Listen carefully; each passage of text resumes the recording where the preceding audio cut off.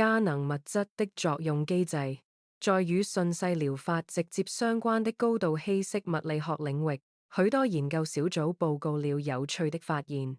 特別是呂克·蒙塔尼教授 Professor Montagnier 因發現愛滋病病毒 HIV/AIDS 而獲得諾貝爾獎，表明順勢療法稀釋液具有不同於普通水的電磁特性。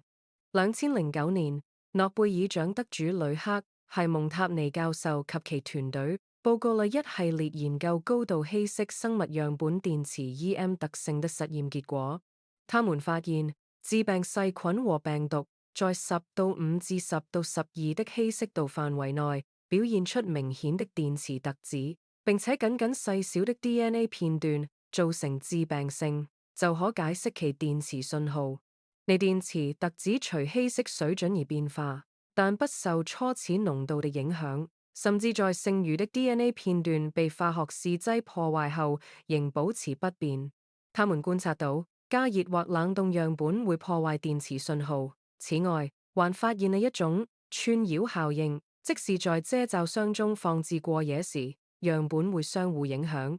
還注意到樣品需要產生漩渦，一個與類似震盪的搖動過程，以產生電磁效應。他們提出，在稀釋過程中，樣本中會形成特定的水性納米結構，產生了被測量的電磁效應。蒙塔尼教授和他的團隊通過這篇最初的論文，開始了一個非常有希望的研究方向。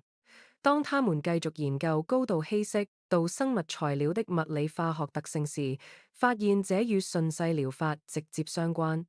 研究興趣集中在重複已故即其是海本維尼斯特博士 Jacques Benveniste 1935-2004年的著名試鹼性細胞脫粒實驗。目的是使該實驗在標準實驗室環境中更容易重複，並研究對該現象的關鍵重要物理參數。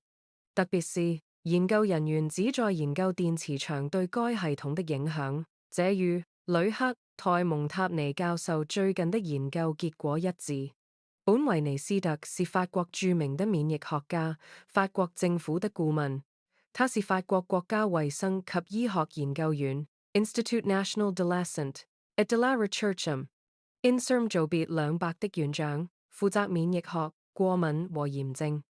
在1988年於著名期刊《自然》上發表的一篇開創性論文中，本維尼斯特博士的團隊報告了他們的研究結果，研究了高稀釋度對人類視鹼性細胞，一種白細胞的影響。他們將人類抗耐液抗體水溶液稀釋至幾乎不可能有單個抗體分子殘留在水溶液中。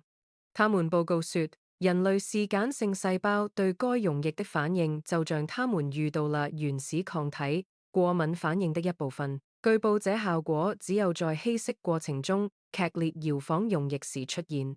這出版引發了圍繞水的記憶的巨大爭議。自那時以來，在這一領域發表了28篇科學論文，其中23篇報告有正面結果。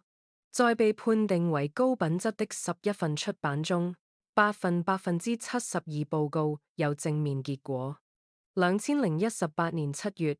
倫敦的皇家醫學會 Royal Society of Medicine 舉行了一場大型研究會議，題為水科學的新視野，順勢療法的證據。會議確認了極小劑量納米劑量順勢療法療劑的治療效果。來自世界各地的2位諾貝爾獎獲得者和其他受人尊敬的研究人員提出了令人信服的證據，證明療劑不僅在水中存在，而且在這些納米劑量下仍具有治療效果。毫不奇怪地，我們身體的荷爾蒙和細胞信號系統也在這種超細小納米劑量水準下運作。羅蒙諾索夫莫斯科國立大學 Lomonosov Moscow State University 迪弗拉基米爾沃益科夫教授 Professor Vladimir Voykov 斷言，俄羅斯科學家幾十年來都知道小劑量藥物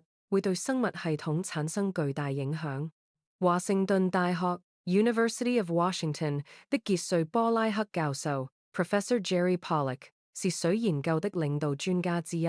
他在他的研究報告中證實了水有能力儲存大量的醫療資訊，從而使順勢療法納米劑量能夠充分影響人的生理機能。劍橋大學 Cambridge 名譽教授布萊恩約瑟夫森 Professor Emeritus Brian Josephson 在會議上的演講25，現在可以在網路上免費獲得。由肯尼斯·陸德蓋、亞瑟頓勳爵 Lord Kenneth Ward Atherton 介紹。我們將在今晚的研討會上進一步探討此方面。